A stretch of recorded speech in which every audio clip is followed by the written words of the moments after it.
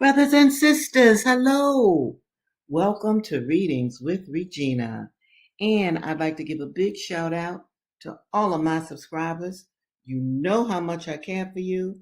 You know how much I love you. And you also know that I pray for you every morning and every night. Now, especially for my new people, I want you to understand that the purpose of Readings with Regina is because I want to especially give to my people, Black people, African American people, their Black literary history in America. And with that in mind, which again is the main reason that I created this YouTube series, because very often our true history is cut out, omitted, left out, erased from mainstream history.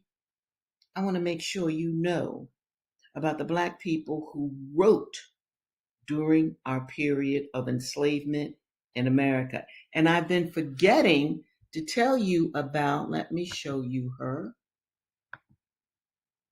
Phyllis Wheatley. Oh, Phyllis Wheatley, in fact, is the first Black poet in America. She wrote a book called Poems on Various Subjects, Religious and Moral. And guess what year she wrote this? 1773, before the American Revolution. In fact, she even has a poem in this book to General George Washington. Now, I'm not going to read her book to you because it's written in Old English and I would need to be with you in an actual classroom so we could go through this.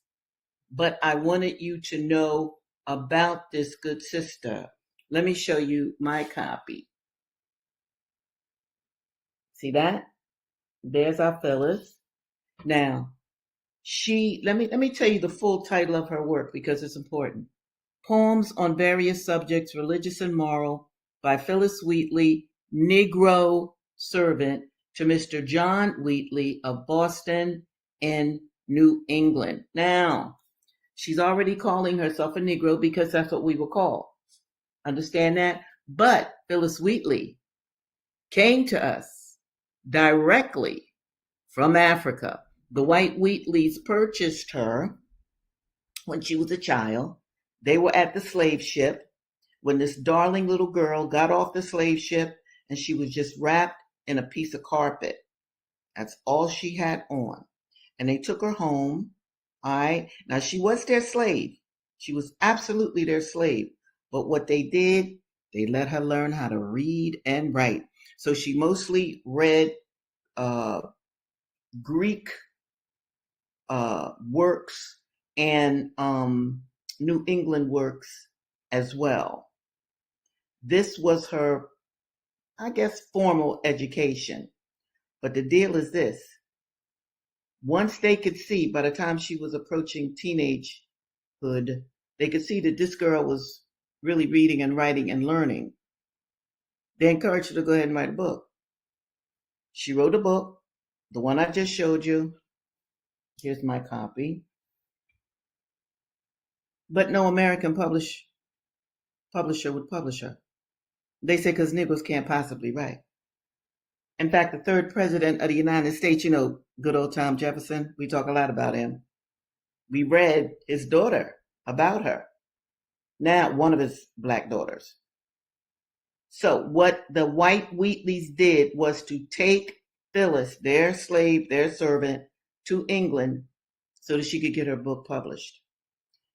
When Sister Girl came back from England to America, she had to be grilled like a dissertation by 12 distinguished white mayors and governors to see if she really wrote this book. Why? Because Negroes were too stupid to write. This is what white people believe, and this is what white people taught the populace of the United States, because you could not talk about Black people as humans. You couldn't do that because then how can you enslave them? So you had to make Black people into something that they were not in order to keep slavery going. And year after year after year after year after year, white politicians, male, kept enslavement going in this country.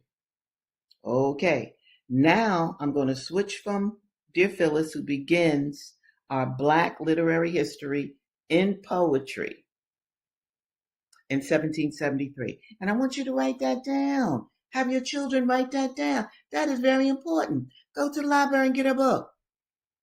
Go through it. Look at Old English. See what she wrote about, mostly about being a good Christian and stuff like that. Of course, she couldn't write about Black power. I mean, it didn't exist. It did, but she couldn't really write about it in the 18th century. Okay, folks, now I'm going to switch to Incidents in the Life of a Slave Girl by Harriet Jacobs, called Linda Brent in the book. Very important book. And I want to show you Lydia Mariah Child again because she is the main reason that we even have Linda Brent's work. She was a wonderful abolitionist, and I wanted to show you her. Okay, I'm going to pick up where I left off on Tuesday. We're going to continue to analyze various enslavers' personalities. Here we go. Linda writes, another neighbor was a Mrs. Wade. At no hour of the day was there cessation of the lash on her premises. Her labors began with the dawn and did not cease till long after nightfall.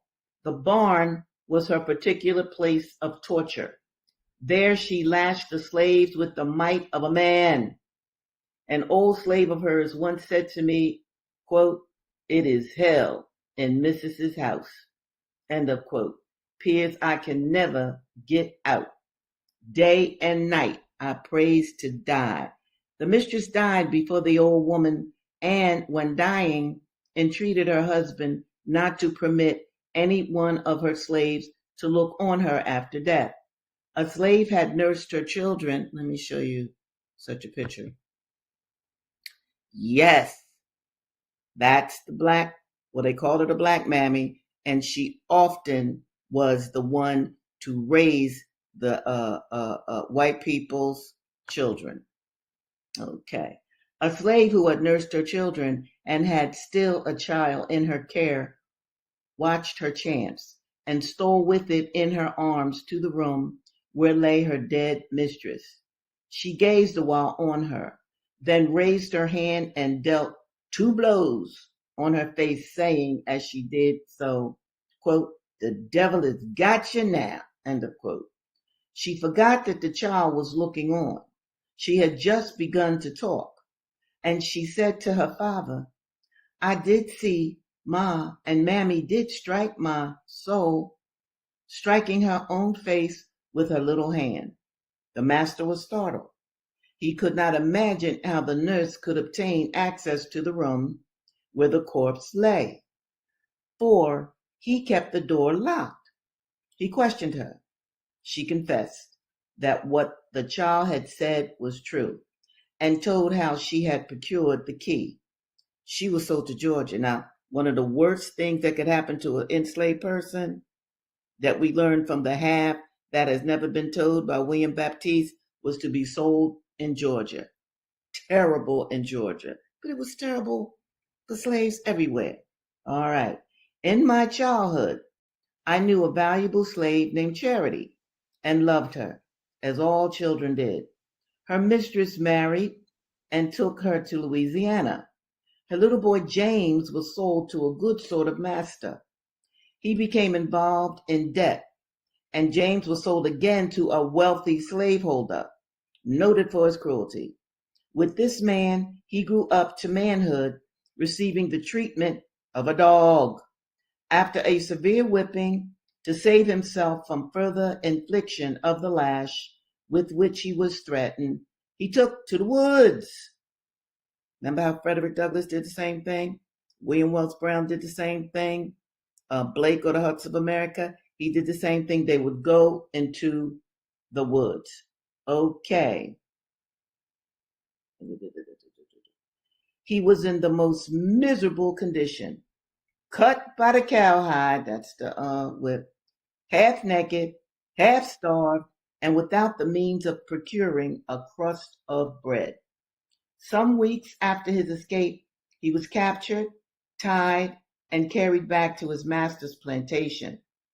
The man considered punishment in his jail, had a jail on the plantation, on bread and water after receiving hundreds of lashes, too mild for the poor slave's offense.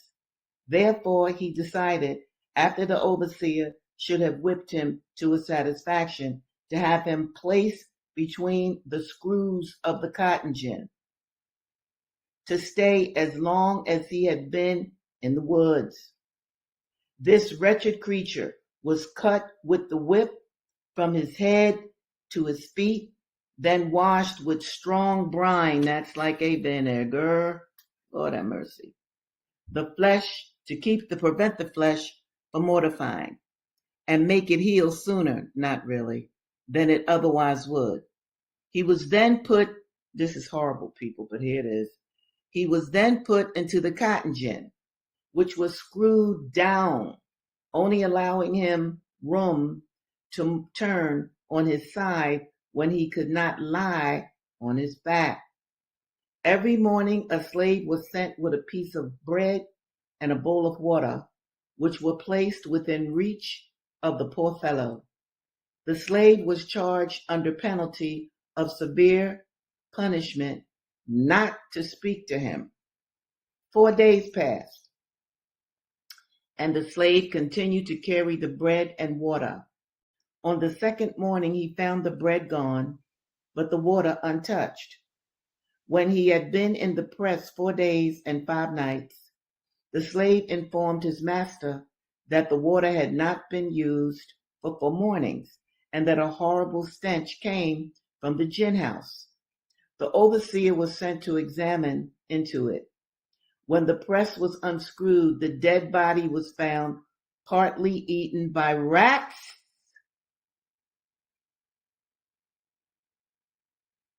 and vermin.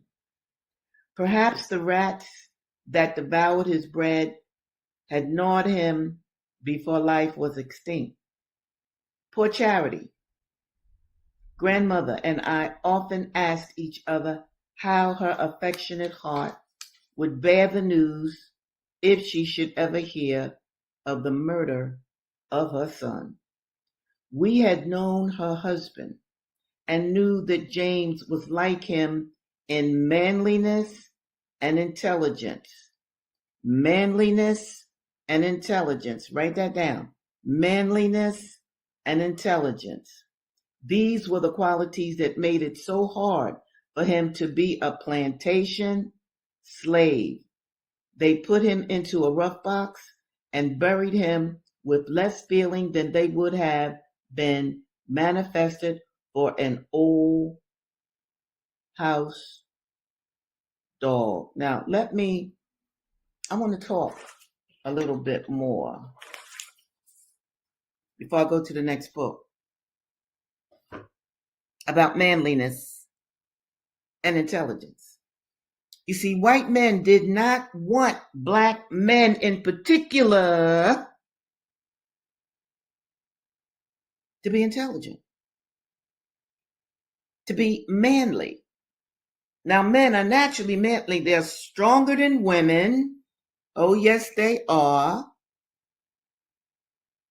And men are designed to be the protectors of every race. So, white enslavers, indeed, to beat the manliness out of black enslaved men, they beat them cruelly. They would beat them just for stealing some food because slaves were normally starved. So enslavers who had the power, they beat their enslaved people. They especially beat black men. Now they beat black women too, don't get me wrong here. They definitely beat black women. However, they made it a special virtue to beat black men because they wanted to create soft, docile black men.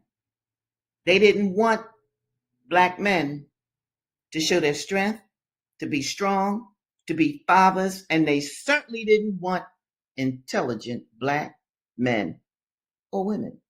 This is why, during the enslavement period, reading was against the law for black people.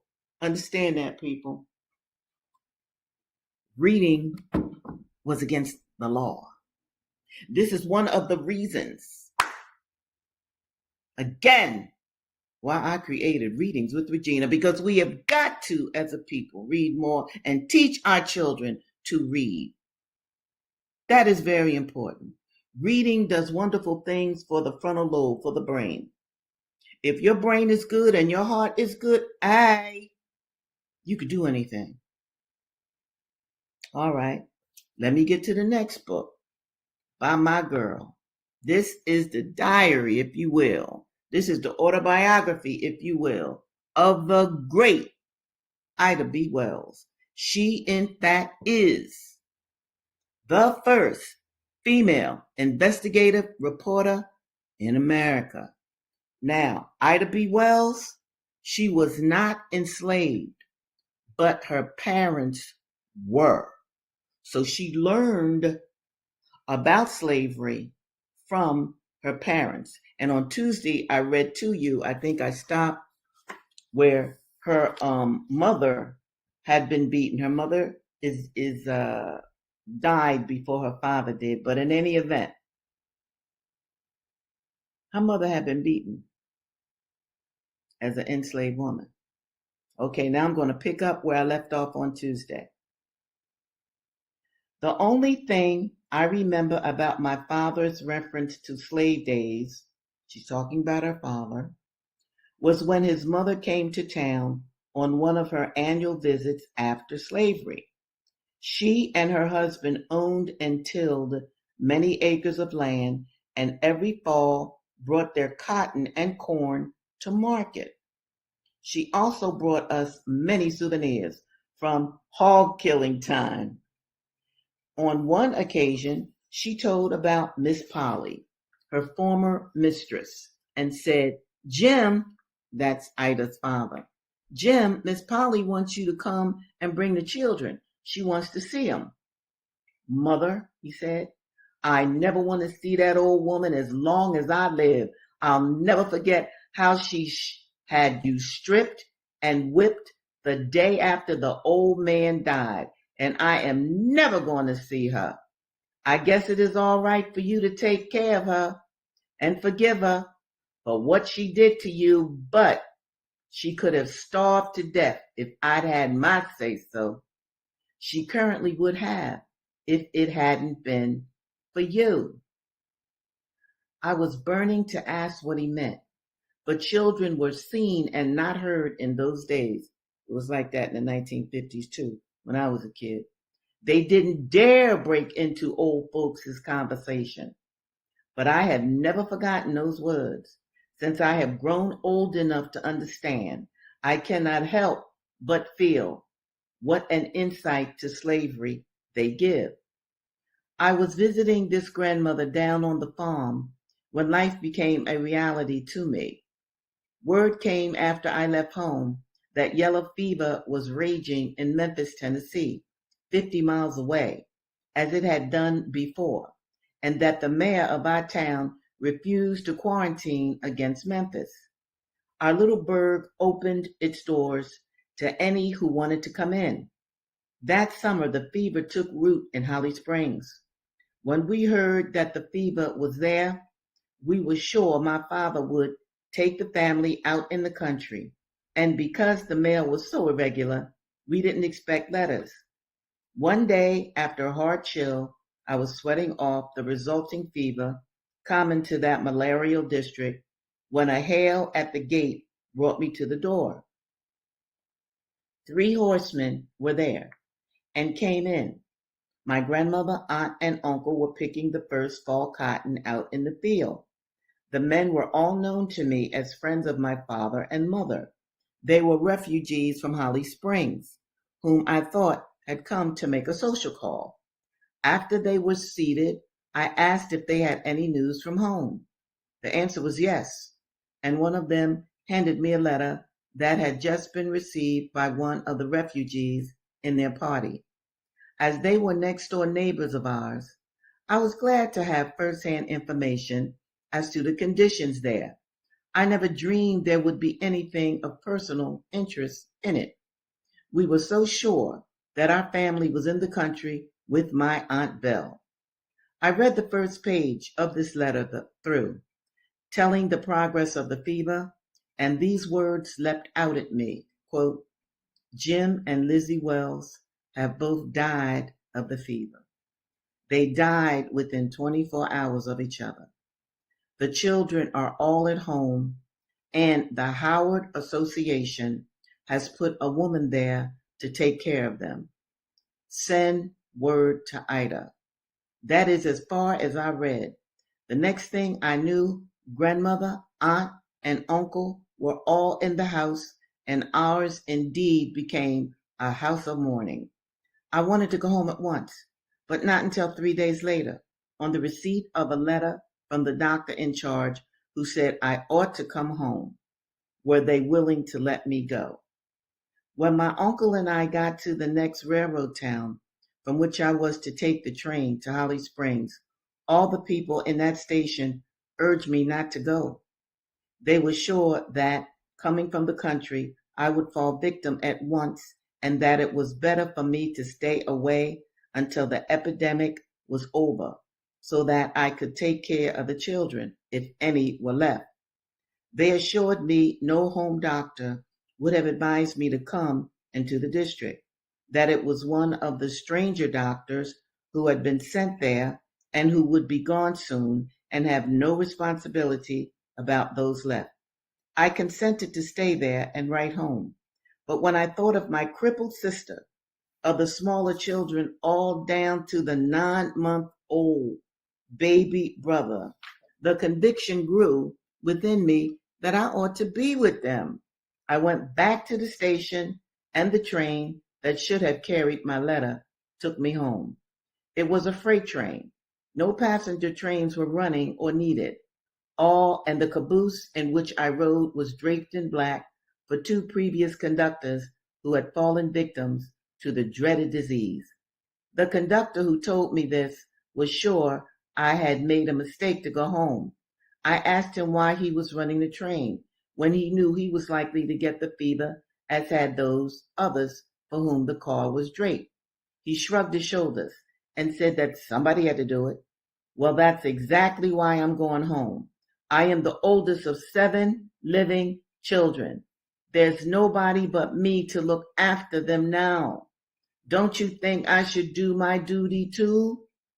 He said nothing more, but bade me goodbye as though he never expected to see me again. When I got home, I found 2 of the children in bed with the fever. All had had slight attacks of it, save Eugenia, my older sister, who was paralytic and seemingly immune. The baby Stanley had died. Okay. So, Ida B. Wells, that is her youth. Okay. Now, I'm going to do something a little bit different now that I didn't really expect to do. But some of you might remember that I was reading Charles Chestnut before. However, that edition of the book did not have the 2 stories that I wanted to share with you. So I decided that I would read one of my books to you, one of my poetry books, Blacks in Race Defense, Killers and Cutthroats. Now, this book, I wrote about a 19th century Panther queen. Did you hear what I said? This is not fiction.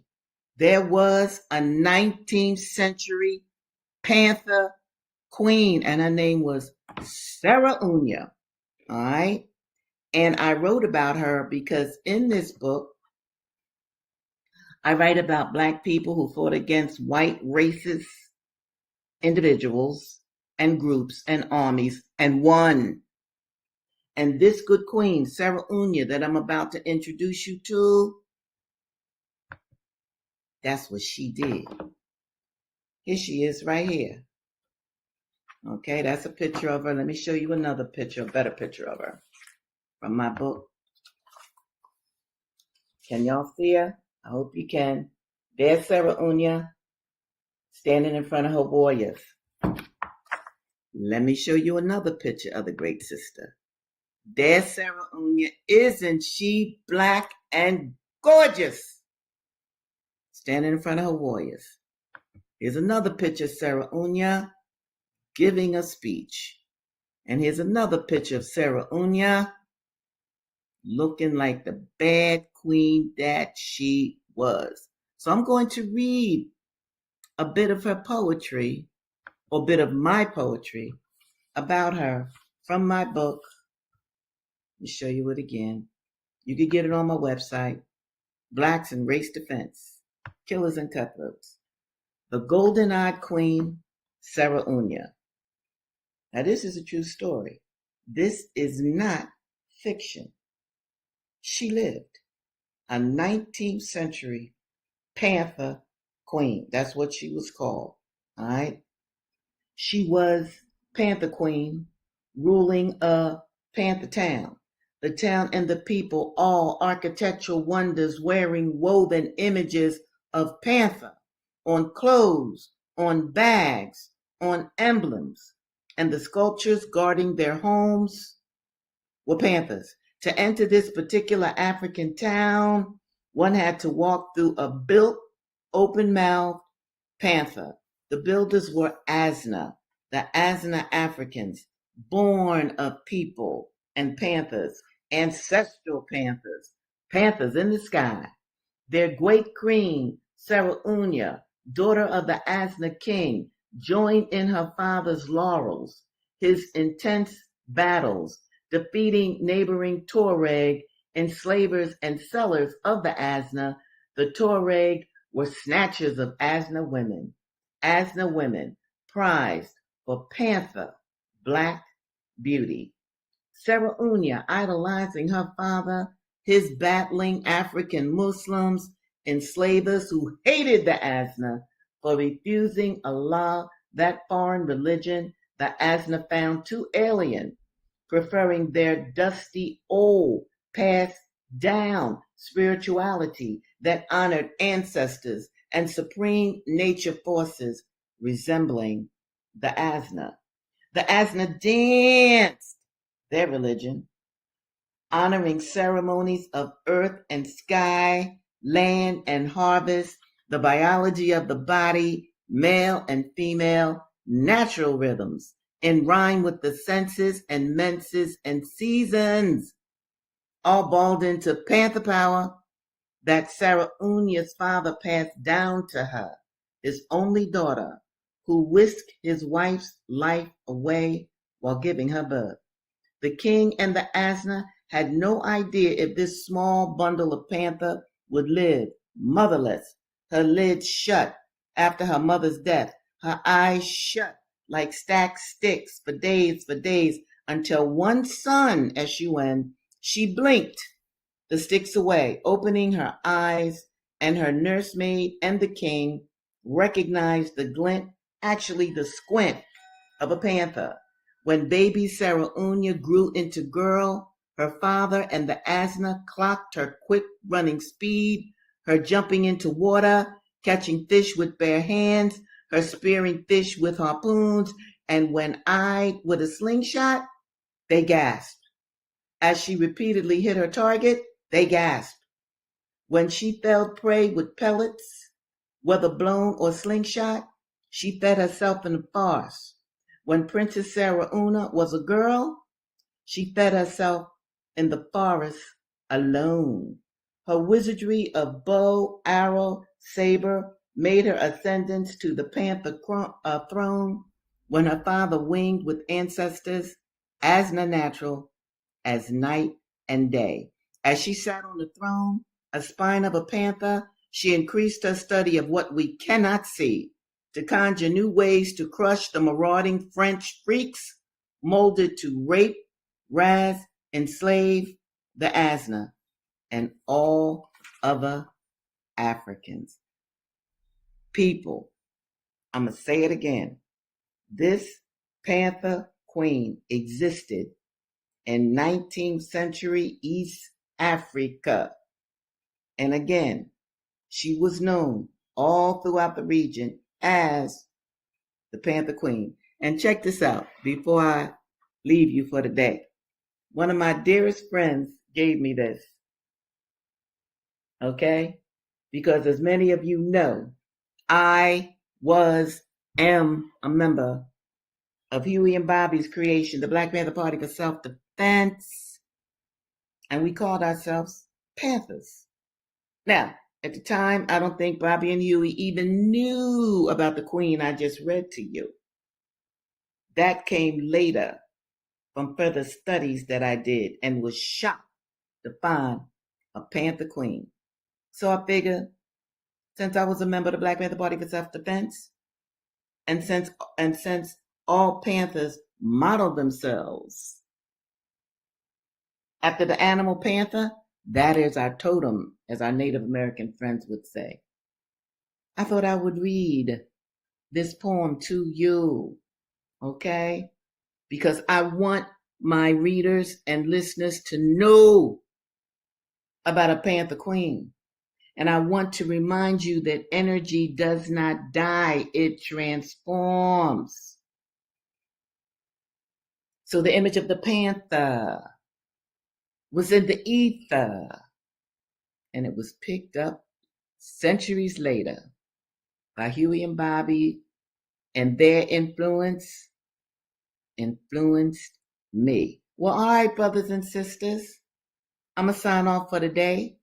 I am happy for those of you who are watching this video. Once again, I want you to share it with your children. Once again, I want you to take notes on what I read. You're getting a college education, a university education for free. And I'm glad to do it because I'm a Black nationalist. I love my people, and I want to raise a generation of very intelligent Black people so that we can then solve our own issues. So, brothers and sisters, until next Tuesday, when we meet again, stay in the eye of God. Peace.